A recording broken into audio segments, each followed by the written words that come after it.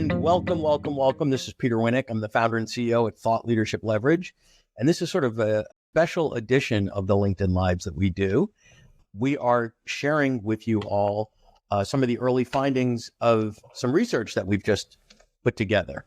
So I want to just sort of thank all my colleagues here. So we've got Josh, we've got Bill, AJ, Allison, Naren, and we're going to share with you some findings. We've put together some research and it's really, really interesting. And it started over a conversation I had with my friend Dan from Gotham Ghostwriters, who we had a call one day. And he said, you know, we hear a lot of conversation around what the ROI is for a nonfiction book. It's something people ask all the time.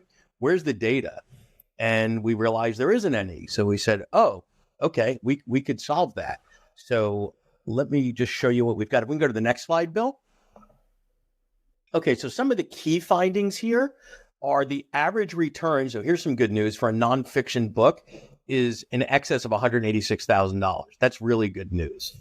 Hard cost, $20,000. So there's some real cost here and there's some huge variance in the cost. We'll get to that once we kick off the research team in a bit. New authors, this is sort of a cautionary tale for new authors, tend to spend 230% more than experienced authors, right? So I think one of the takeaways for a new author would be, well, how do I lower that number and get the return that someone that's written at least one book has and not make those amateur mistakes? And then there's a 30% increase in return if you've got a good book strategy, which not, in my opinion, enough people do, but that investment into a strategy around your book, around your platform, around your thought leadership, around your IP, increases your returns 30%, which was a really significant finding. Let's go to the next one, please. New authors, again, this is I guess when you do anything, things happen, $22,000 in unplanned expenses. So that's scary. So again, I would want to figure out, well, what might those look like so I don't fall into that trap? Let's go to the next one here. So our sponsors, let me formally sort of tell you who the working group is here. We have Smith PR, who's not on the call right now, but wonderful PR firm. Oh, there's Smith. Oh, I didn't see you, Marissa. I'm sorry. You popped in after and I can't see. Marissa's over there from Smith. Great PR firm. We've partnered with them for many, many years. We have Gotham Ghostwriters. Where's Gotham? There's Allison representing Gotham Ghostwriters. We have Amplify. There's Naren from Amplify. Wave your hand, Naren, in the orange shirt. And then we have Bill and I and AJ from Thought Leadership Leverage. And then the famed published author on the call, because we couldn't do this without having a nonfiction book author, is Josh Bernoff. And if you haven't read Build a Better Business Book, I would suggest you do. In terms of in this space, I haven't seen a better one out there. And as Josh will tell you, I'm not someone that loves compliments at him frequently. Let's go to the next slide. Then we have a bunch of supporting sponsors. I'm not going to read them all. We couldn't have done this without all these folks. We've had to ask a lot of favors of a lot of friends and colleagues to say, hey, we need to get to critical mass here to get hundreds and hundreds and hundreds of people that have actually written books to give us their responses. So we didn't care about the opinions of people that haven't.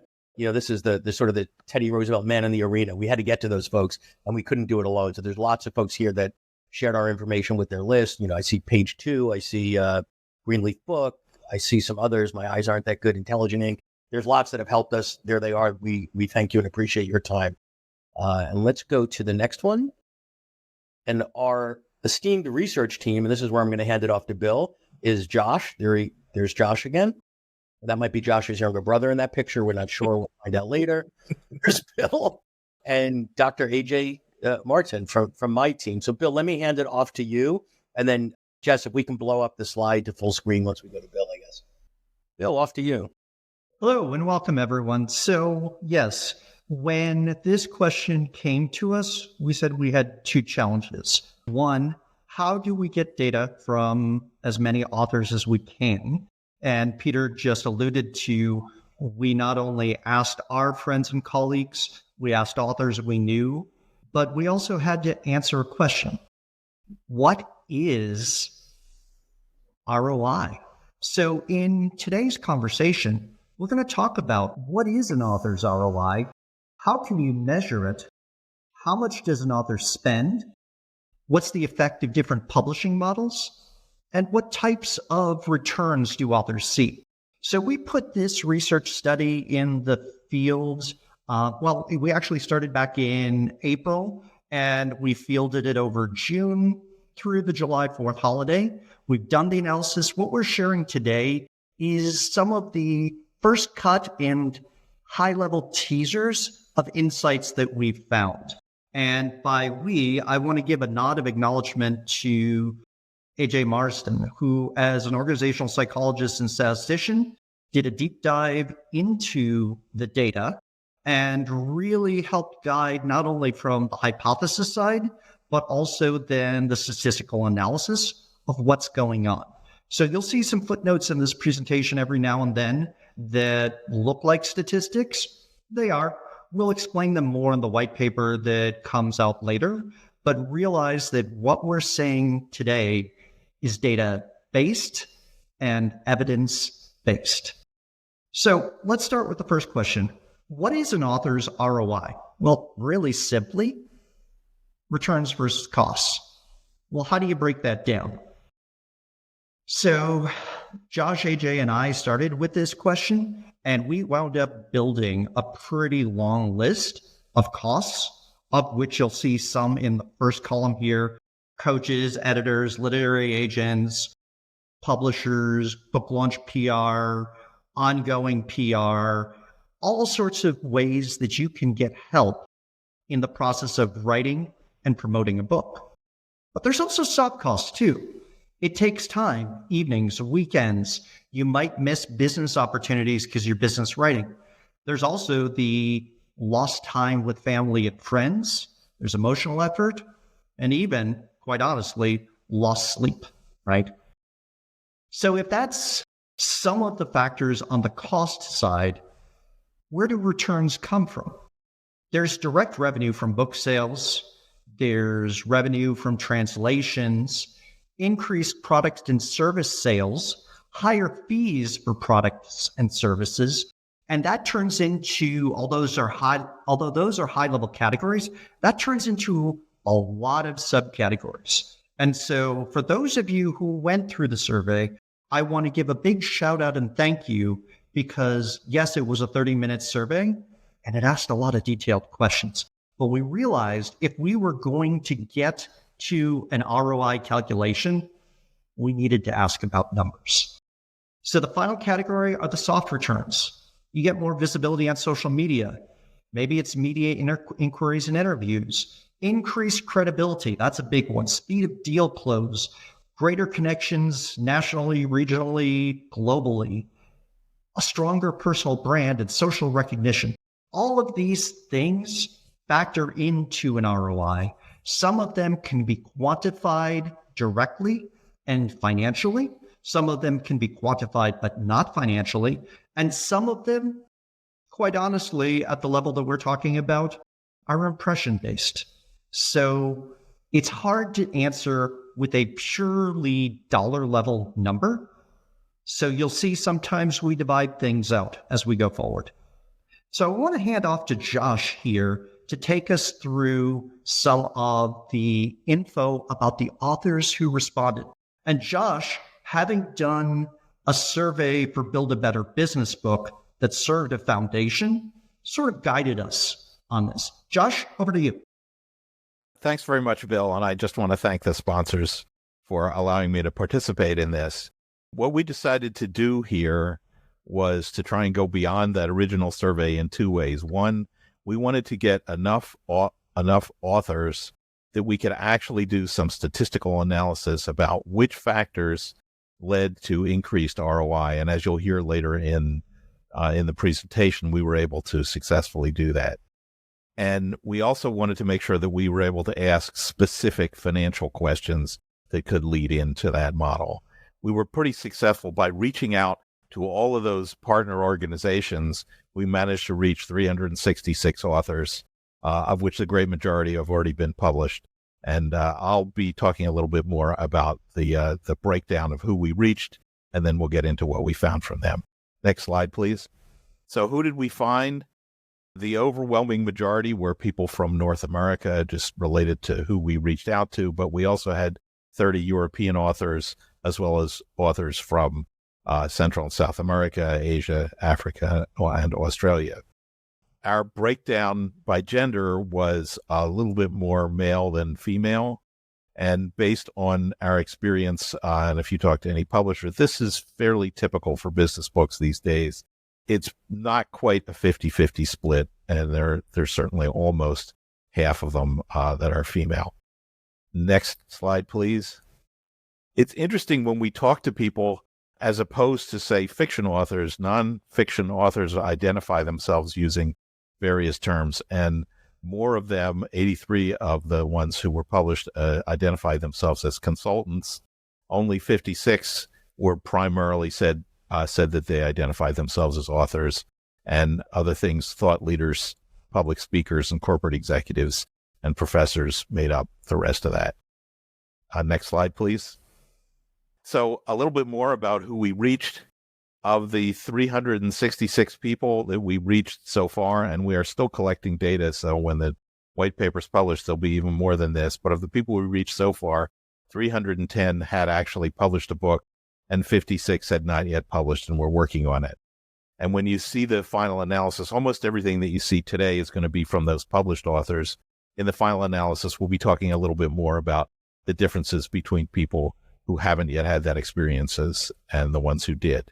It was fascinating to me to find out that a lot of these folks had gone on to publish more than one book. 111 out of the 310 had published one book. But we had 81 authors who had published 5 books, and this allows us to draw some conclusions about the actual tactics, spending, and returns from experienced authors versus first-time authors. Next slide, please. The other thing that's important in understanding these folks, the main breakdown is how they wrote the book. 212, the vast majority of them wrote it themselves, but we had 73 people who wrote with co-authors and 23 people who wrote with ghostwriters. And we'll be talking a little bit about how those people who worked with ghostwriters often have some of the best returns. Also, whenever you see a survey of this kind, it's important to recognize that there's 3 very different groups. The people who work with traditional publishers, folks like Wiley or HarperCollins, for example. There are the folks who work with hybrid publishers, like our sponsor from Amplify, and then there are the folks who do self-publishing and take care of most of it themselves. And business authors are able to be successful in all 3 of those modalities, but there's a very different amount of cost that's different types of costs that come based on those 3 ways of publishing, and we'll be getting into more detail on that in a moment. All right. Last thing that I'm going to talk about is this question of sales. How many copies of your most recent book sold so far? And for a more detailed analysis, we need to account for people who published very recently and maybe have had fewer sales. But I think if there's one generalization I've learned from talking to authors over the years, it's their expectations of sales often are in excess of what they actually sell. As you can see, the most common sales figure is 1,000 to 5,000 books, and only 11 of the authors that we talked to sold more than 50,000 copies. However, people who don't sell a lot don't necessarily have a lack of success. In fact, if you only sell 1,000 books and then 10% of those people sign up for $100,000 consulting contracts, you're doing pretty well. All right, I'm going to turn things over to Bill to talk about some insights on what actually drives the ROI.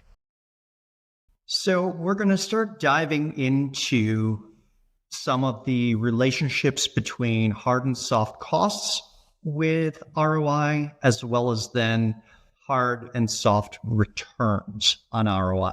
This is not a comprehensive look. As we said, this is a first look. And I will be tagging in some experts in different areas as we go along to speak to certain points on this. But we really sort of want to paint a picture, and we found some interesting things as we started going through the data.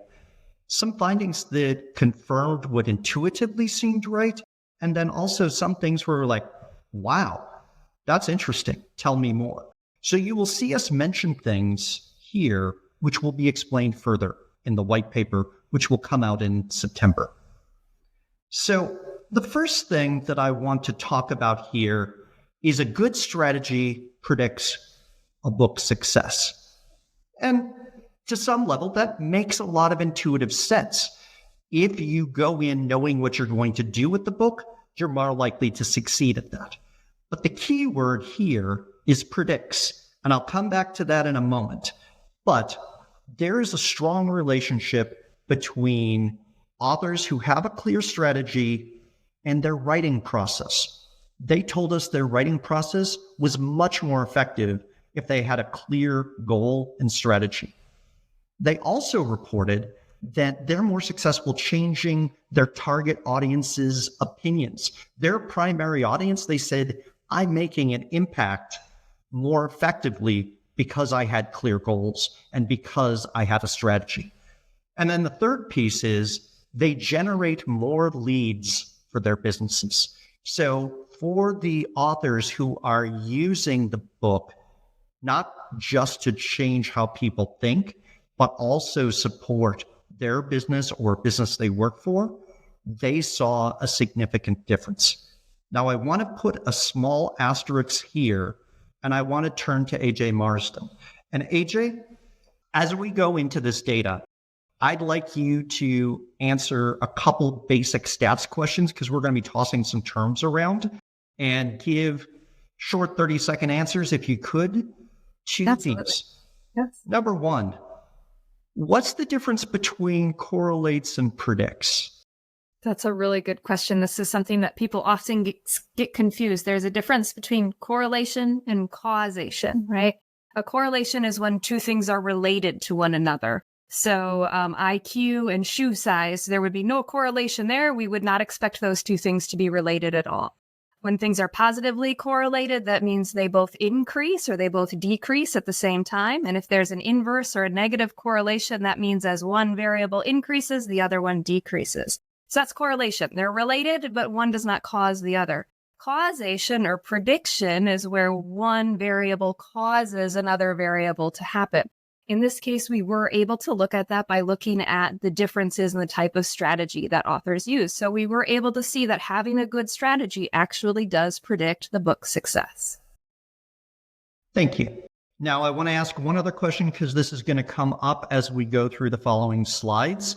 And it's the difference between median and mean. Let's say I have a list of 7 responses to a survey question. How do I find the median and the mean, and why are they different?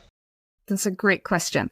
So the mean, also called the average, this is where we add up everything and then we divide by the number of people that are in our groups, right? So this is just a basic average. A mean is just taking everything, adding it up, dividing by your total number of participants. So if I have 7 participants, I divide by 7. Exactly. Yep. Okay. A median is a little bit different. So this is where we're finding that exact middle point, right? So I would line up my numbers, my 7 numbers from 1 to 7, and I would find the one that was right in the middle. The median is better in some ways and should be used if you have data that has potential outliers. An outlier is a variable point that is really, really far away from the rest of your data. So in our case, we had a lot of authors who said that they bring in, $50,000. But there's this one author who said they brought in $5 million. Now, how we calculate the mean and how we calculate the median is very different. That outlier is going to influence our mean, our average, and pull our average closer to that outlier. But the median doesn't do that because the median doesn't take that into account. It only looks at the range of the numbers and what number is right in the middle. So in these cases where you have these potential outliers that could pull your average, it really is better to use the median to report your numbers. Thank you, AJ. And you'll see in this report that the findings, we talk sometimes about average and sometimes about median.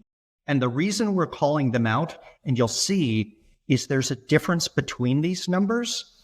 And that's going to be something that will be called out in the white paper.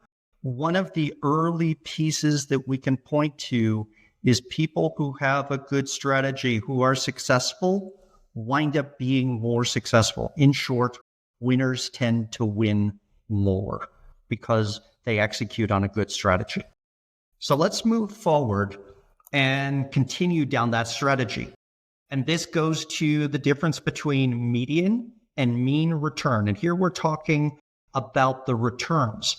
As you can see on the left, those who have a specific plan see a median return that's much higher than those who did not. In fact, those who didn't have a plan didn't do very well at all. The mean return is higher and significantly higher, right? Because there were some people, like AJ said, who were very successful. And so what you need to think about is in the category for the people with no plan as an author, it's entirely possible that someone, I live in Las Vegas, they go down to the casino, they put money on 00 on the roulette wheel, and it comes up and they win big, right? Someone's going to win the jackpot if you have a large enough sample. But on the whole, strategy produces at least a 30% increase in returns because you know what you're doing, you know where to spend time, energy, effort, and investment. And then that leads to a question. Well, if I spend more, does it lead to greater returns? Okay. Again, the difference between average and median here. There's a difference in average hard costs between 20,000 and 5,000. And we saw a statistically significant correlation. In other words, as AJ said, the numbers move together. They both go up. As you spend more, you get greater returns, okay? And that upfront correlation also aligned with consulting fees. So if you're looking to do consulting and you spend more on the creation and publication and promotion of the book, you saw a higher return on the consulting side. We also saw something very interesting, which was a significant correlation and a strong significant correlation between did the author have a ghostwriter and their total hard returns. And this did not depend on were they traditionally published, hybrid, or self-published. And we'll get into that a little bit more, but it bore pointing out to that the dollars and purposeful spend that you spend to create your book really does have an impact on the results you see. So, Naren, I want to hand off to you for a moment. And can you walk us through the difference between traditional hybrid and self-publishers and maybe speak to some of the insights you see here on this screen? Yeah, absolutely. Thank you all. Great to be here. So first of all, traditional publishing includes the big five. Its features are you need to find a literary agent to represent you in your project. You create a book proposal. You sell to the house. There's typically some level of advance, so there's no author funding. And there's a royalty rate of typically, call it between 10 and 15% royalties to the author that are applied against the advance, whatever that advance may be. Then there's self-publishing. You are the general contractor for your book. You hire an editor, a designer, marketing folks, anybody that's required to create and launch your book. And most folks use services that Amazon or Ingram offer. And lastly, where we reside is the hybrid publishing space. This is the area between traditional and self-publishing. It's an author-funded model. The royalties are typically higher to the author. Author retains a lot of control in the process, in addition to owning the intellectual property. And interestingly enough, the IBPA has a list of criteria that they have published that speaks to exactly what makes a hybrid. And if for any of those that are interested, I'd encourage you to go check out IBPA and examine those nine or I think it might be expanded to 11 criteria. So those are the three main areas. And in terms of the costs here, I will say, just being in the hybrid space, there is a wide range. And I think this is something to point out. I've seen projects that cost less than what we have here in the hybrid space. And I've seen projects that cost, frankly, a lot more. And you mentioned ghostwriting. That's typically a big line item that needs to be accounted for if, in fact, you're working with a professional writer like our colleague Josh Bernoff here. So hopefully that gives you a good background, and I'm happy to, when we get to the Q&A section, answer some questions. And then, Allison, if I might, one of the things that I want to call out here is on the right-hand table of services used. One of the things that we see is a fairly equal distribution of top services, including ghostwriter. If you could speak to how you have seen ghostwriting integrate with all three of the publishing models. Sure. And it's great to be here with this group of people today. Thank you. At Gotham Ghostwriters, we see two primary buckets for ghostwriting services: clients that are pursuing traditional publishing and working with the ghost to put together a book proposal, and clients that are going straight to the full manuscript and working with a hybrid publisher. We do see a few self-published books, but our primary two buckets of projects we see are hybrid and traditional publishing. Regardless of which direction you take, the most important thing is to find the ghost that is proven, has the right subject matter expertise, and has the chemistry and the fit. We tell everyone to make sure you run a proper process and take your time and find the right ghost. That is crucial. Thank you, Allison. And then, Marissa, if you want to speak to the work of PR agencies within the three frameworks. Absolutely. So here at Smith Publicity, we work with authors from all publishing paths. And I will say that what I think is the overarching kind of theme and what we see in our work is that the book launch is important, and you want to place your excitement and your emphasis on the buildup and ensuring that that moment is really celebrated. However, it shouldn't be the end all be all, because when we talk about where we're seeing the true ROI come from here, that return, it is in our consulting fees, it is in our speaking fees, it is in these other offerings that we have. And so ensuring that whatever plan we're building out always feeds into those other elements of your overall brand ecosystem. From a marketing publicity perspective, we want to think about the short game, but also the long game that we have ahead too. And those things are really important for us to keep in mind, no matter what publishing path you've selected here. Fantastic. Thank you. If you're enjoying this episode of Leveraging Thought Leadership, please make sure to subscribe. If you'd like to help spread the word about our podcast, please leave a 5-star review at ratethispodcast.com/LTL and share it with your friends.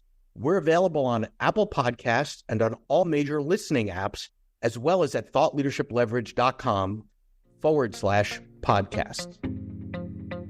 So I want to dig a little bit deeper in terms on hard costs. New authors, you heard Peter say, wind up spending $22,000 more than they expected. They've got $22,000 in unexpected costs as first-time authors, but they also wind up spending 230% as much as highly experienced authors. So if we look over on the right in the green, let me give a few definitions here. First-time author, self-explanatory.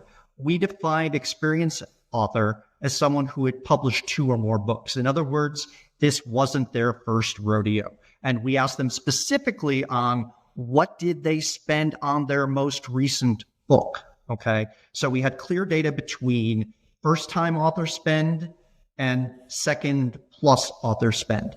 And then we also broke out a category for highly experienced authors. And here, the spend was much more targeted. And as we said, there is a statistically significant difference between first time out and highly experienced. They are purposeful, they have a clear strategy, and they know the help where they want help. Now, again, we're talking about medians. We're talking about a wide range, low and high. Do not take this slide as I should only be spending X on my next book. Because remember the previous conversation that I had where I said there is a correlation between the more you spend and the more returns you see. Okay.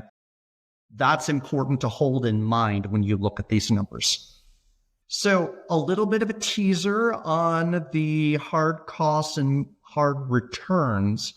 We saw correlations in a few places that are worth calling out.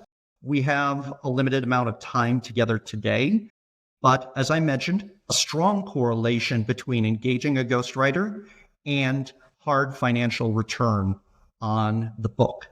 The second place that we had an interesting hypothesis, and this is one that we went into the survey, Josh, AJ, and I, asking ourselves, okay, in-store book placements are an expensive, often, way to promote the book. Do authors report they pay off? And the answer was yes. We'll have more information on that in the white paper. You heard me talk about creating a goal-focused strategy and the increase in ROI of 30% as a result. The third area, hiring a PR firm and having that specific marketing strategy and campaign for the book, and looking at the book as something that can create impact, not just within a season of book launch, but something that extends as almost an asset for 5 to 7 years, really allows you to continue to get the word out. And so these 4 you will see more of in the white paper. And here, I mentioned revenue outside of book sales. Here's some details. And again, we're sharing the averages and the medians.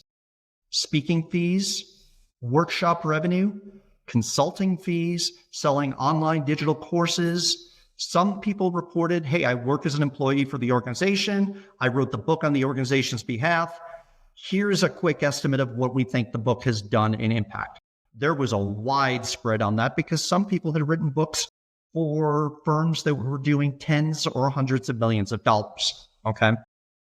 What impact did they see on partnerships, their personal annual salary, and the total return? So if you think of the book, and I think intuitively most people know they're not going to get rich simply by publishing the book unless it becomes a runaway bestseller. If you're looking for financial returns, you have to think expansively and creatively and strategically around how you're going to generate that revenue. So, what returns do authors see? Naren, I'd like to return to you to talk about these. Sure. So I think one of the key things that you just said was more than just book revenue. And so what we see time and time again is those people that view a book as a key part of their platform and see it as a gateway to these other areas, be it consulting or keynote speaking. That is where the revenue and the long-term impact is typically achieved. And so this here, in the world of hybrid publishing, we work at Amplify, we work with a lot of keynote speakers. And so they always talk about increased speaking fees, and you see that there. More stages at increased fees, you'll see that there. And they're also, generating revenue through workshops and consulting, which we talked about. So that is the way to think about the why of a book project. Fantastic. So this also leads to the question of soft returns. And Naren, you've worked with a number of authors as well. Can you speak to this? Sure. And so when we're talking about hard returns, everyone wants to sell as many books as possible, right? And so that is the direct ROI. The soft ROI is, increasing visibility, increasing media, increasing all the business opportunities that you'll see right there on this chart. So again, we're sort of, coming back to the same point. The book as a moneymaker is somewhat speculative on its own, but when you add all of these lines of business, what we've seen and what the data shows and the survey shows is that's where the return lies. Thank you. So I want us to take a step back here. We asked the question, what is ROI? And we answered that with a framework of hard and soft costs, as well as hard and soft returns. we calculated some hard return ROI, and we broke it out by publishers, and we also broke it out by looking at people who have written at least 2 or more books. Because remember, we saw a significant difference between first-time authors and second-time authors. And so if you look at these categories, what we're sharing here on the first 3 boxes on spend, return, and ROI are medians. And as AJ said earlier, to calculate that median, you line up low to high, and then you find the midpoint of all of the numbers reported. Okay. And so for each, we saw a median ROI that was positive and significant. Now, because there is a wide range, we're also including the averages here. And remember that I said winners who have a clear strategy tend to win more. I call your attention to and compare the difference between, regardless of which publishing model you're looking at, the ROI median, which is in the 3rd box in each column, and the average for each ROI in the 4th box. So traditional ROI for traditional publishers, 1.65. The average, 9.94. Winners win more. Hybrid, 1.33 to 7.0. And then self-published, the median, a lot of people said, hey, that self-published book didn't make its money back. It was lower than the spend on hard spend. Now, it may have created value to the brand, credibility, helped them close deals, but from a hard financial return perspective, self-published authors who had published at least 2 or more books didn't see the return in hard return. But as a median, but if you look at it as an average, there were certain authors who had a fantastic return on their book. In fact, in the qualitative interviews that we did to accompany this, I had a conversation with a gentleman who had written a self-published book, and he said, before we start, I know you're not going to believe my numbers. I tapped into a niche. It became a runaway self-published success that I wound up paying off my house and putting significant money in the bank as a result. And he said, this has been almost an annuity for me. It sells year after year. And so the question becomes, and this is one of the areas we want to explore, not only in the white paper that will come out in September, but also on going through further analysis of the data set, is this question. How do people who succeed specifically succeed? What makes the difference between a high-performing traditional author, a high-performing hybrid author, and a high-performing self-published author? What do they do different? Is there a set of behaviors or services that they engage? Those are the ongoing research questions that we'll be probing into the data set and sharing more as we go forward. And so, you've heard me talk about a white paper. I want to ask all of you, if you're interested in knowing more about it, please send us an email to info@authorroi.com, and we will send you a copy of the white paper with all of the juicy sort of insights when it's released. This was just a first peek into the data. There's a lot more for us to analyze as well as share. And I want to open this up to questions. Okay. What did we learn from some of the verbatim comments? That's a great question. So there are 2 sources of verbatim comments. Okay. I'm going to turn over to speak to the survey verbatims to AJ, who looked through the massive data set. and then I'll talk about some of the in-person interviews. AJ? We have a lot of qualitative data that we are sifting through, and we haven't gone through all of it yet, but I have gone through some of it. Some of the things that we found was based on unexpected costs. So things that people thought would be a lot cheaper than they actually were, or things that they didn't think that they would have to invest in at all. So we got some really good, rich information from those people. We also found, and I haven't quite gone through all of this yet, but we have found some interesting stuff with regards to how satisfied they are with their publisher, what things they feel like their publisher could have done better, some of the different services that they use. I'm digging into the soft ROI comments right now, specifically things that they thought went really well, some areas that they thought that they expected to do well, that didn't do well. One of those areas is honestly social media. A lot of people expected their social media to take off, and it really didn't. So those are some of the interesting comments that I'm seeing in the survey qualitative data. And then from the interview side, one of the things that I heard, and I'll sum it up with a couple of top line comments. So I was speaking to someone who has only published one book, but he made a comment that stood out to me very clearly. He said, in terms of my career, and he's published several years ago, he said, I can draw a line between everything that I've done before my book and now everything after. He said, that is the turning point of my career. Other pieces were, I think a number of authors spoke about, and we've heard this on our podcast as well. There is not only a question of imposter syndrome that holds people back from publishing, there's also content insecurity. And the question of, are my ideas good enough for me to put them out in book form in the world?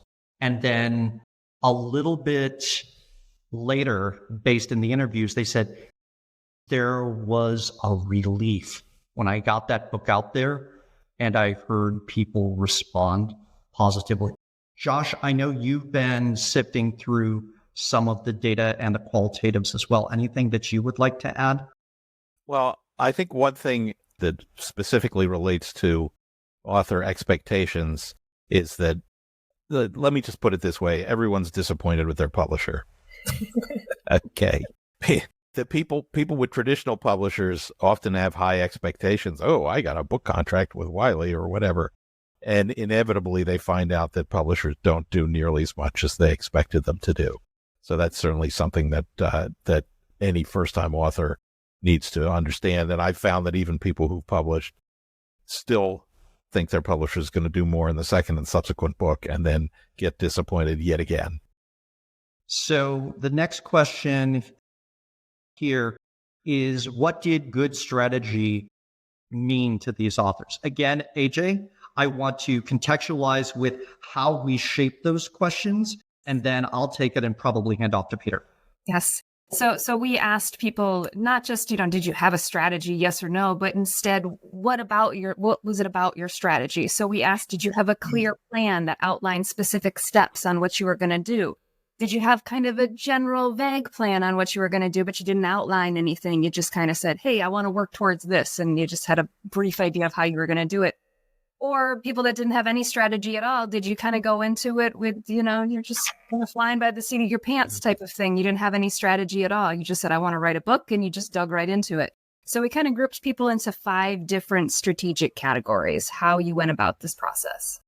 And what I would add from that is, in addition to that question, we asked in terms of how did you promote your book, a number of different modalities. Which ones did you use? Did you invest in them? And if so, what was the outcome and how satisfied were you? Okay.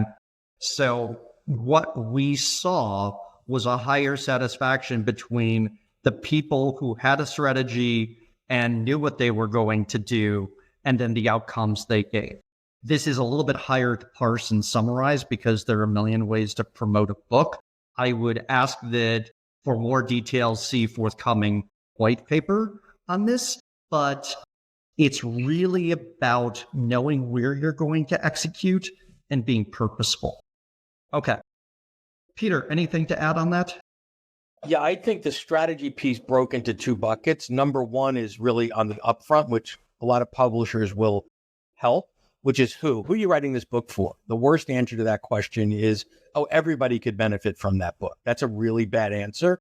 The higher the level of specificity, the better. So I'll use Josh's book as an example. That's not a book that's for everybody, and that's a good thing, right? So if you are not in the process or thinking about, or someone that does write a better business book, probably not going to pick that one up. That's a really good thing. The second part is, besides the who, to me is the what's next, right? So to me, a book is always the first step in the relationship, the first course in the meal. What do we want them to do next? And I think part of what the data showed us here is it's not number of units sold times a buck or two or something per unit equals a big bucket of money, but what are the products, offerings, and services you're going to offer, which is based on who you're serving and how they're willing to pay for those services, right? So it's consulting, speaking, advisory, learning solutions, et cetera. You have to have both of those things worked out from a strategy standpoint before you write the book, and certainly before you publish them. Thank you. So our next question is, are there specific book strategies or plans that seem to attract greater success? And the answer is yes, but it's not a one-size-fits-all. Certainly, one of the distinctions between publication modalities matters here. However, there were some that we called out earlier in the presentation that really bear worth underlining. One, ghostwriting. You saw that ghostwriting was represented across all three publication models, and it led to higher hard ROI. We also mentioned the in-store book campaigns. Now, is that a plan that fits everybody and their publication audience? Maybe, maybe not, right? And I would argue, not everybody needs their book in the airport bookstore. But for a certain population trying to reach a certain audience, yes, that makes a lot of sense. Okay. Other things, the strategy and the work on strategy, and then the efficacy of a PR campaign, knowing how to execute on that, where to invest time, energy, and effort. And there's a distinction, which I will speak to an anecdata level. This comes from experience as well as qualitative interviews. There's a distinction between getting on talk radio for most books or getting on even the Today or Show or Good Morning America versus reaching your target audience where they consume information, and you may get lower reach and higher return. And so I know I put several asterisks on this answer. We can go into it in more detail in the white paper. And the only other thing I can say is the data set is large, and the amount of data that we have is so rich. We haven't had time, because we closed the survey in early July, to do all of this analysis. Think of this as preliminary findings. Anyone want to add anything? Allison, Darren, Marissa? I'm going to try and address this next question about the time frame. Hold on. I want to give Allison and Darren and Marissa a chance to jump in on things that predict success and attract success, and then we'll go to the next question. Yeah, I would add into that quickly that I think when we talk about overall strategy, and again, seeing the benefits of, especially from our perspective, the publicity and marketing strategy of it all, and in so many instances, that conversation starts when the manuscript is submitted. And that's when we're beginning to start that conversation around promoting the book. But again, when we look at this whole bigger brand platform and this all of the other entities that are so important here, kind of thinking about the strategy of all of these different elements from day one, and thinking about the entire process all the way through, and noting that the marketing and the network engagement and how you're going to bring in your world and such in the mix with that, as well as the fun PR of it all.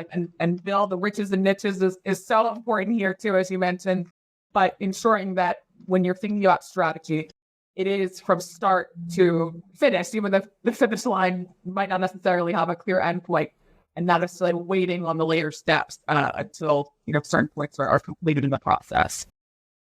The only thing I would add is that since data so far is showing that working with a seasoned, proven ghostwriter has outside impact on returns for the book project, that it really pays to put the time into picking your ghost and to make sure you see a range of options from a reputable provider, and that you check references and things like that. And you make sure that you are working with someone who can go the distance with you and a quite intense, intimate experience.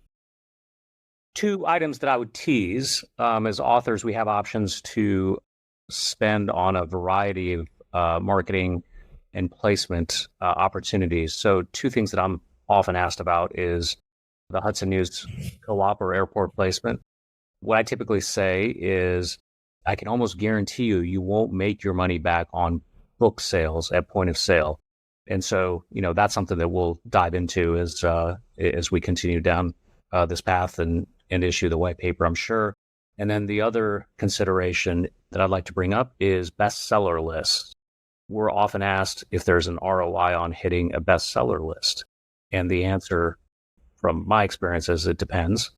And there are a lot of options on Amazon, of course, to get that yellow ribbon. Does that really move the needle? I've got my theories on that.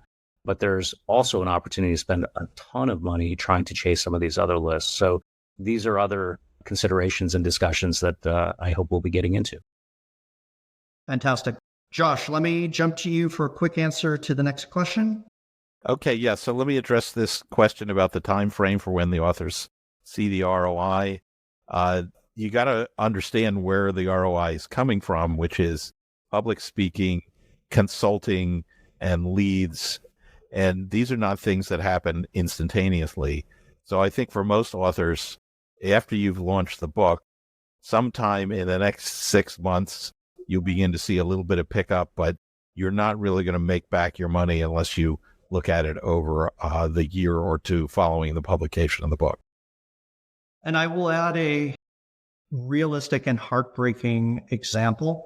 So I know someone who published, got a flurry of attention, and they were wondering where were the leads. And the problem was the info email address for their book wasn't forwarding and wasn't being checked. And so you've got to ask that question. And it's heartbreaking, but all of the details matter to make this work. And so I want to thank everyone for coming here to listen today to this preview of our findings on the author ROI study. I also want to remind you that if you want a copy of the white paper, and I hear we've had a number of people on this call already email to us, that if you send an email to info@authorroi.com, you'll be on the list to get a copy of the white paper. Also, if you were on the survey and you responded and you put your email address at the end of the survey of would you like to know the results, we'll send you a copy as well. If you're not sure you put your email and you didn't make it to the end, send us your email to info@authorroi.com. First off, I want to thank everyone who joined as a attendee for this presentation. And I want to give a huge shout out and thank you to the people who sponsored this. Again, Naren from Amplify Publishing Group, Gotham Ghostwriters, and Allison, who was here today with us, Marissa from Smith Publishing and all the work they do, Peter from Thought Leadership Leverage, and Josh Burnoff from his own consultancy and Build a Better Business Book. For all of you, thank you for joining. We look forward to sharing more information, and you will see also beyond the white paper, us sharing more data as we continue to dig into the question of how does a nonfiction author create ROI? Thank you, everyone. To learn more about Thought Leadership Leverage, please visit our website at thoughtleadershipleverage.com. To reach me directly, feel free to email me at peter@thoughtleadershipleverage.com. And please subscribe to Leveraging Thought Leadership on iTunes or your favorite podcast app to get your weekly episode automatically.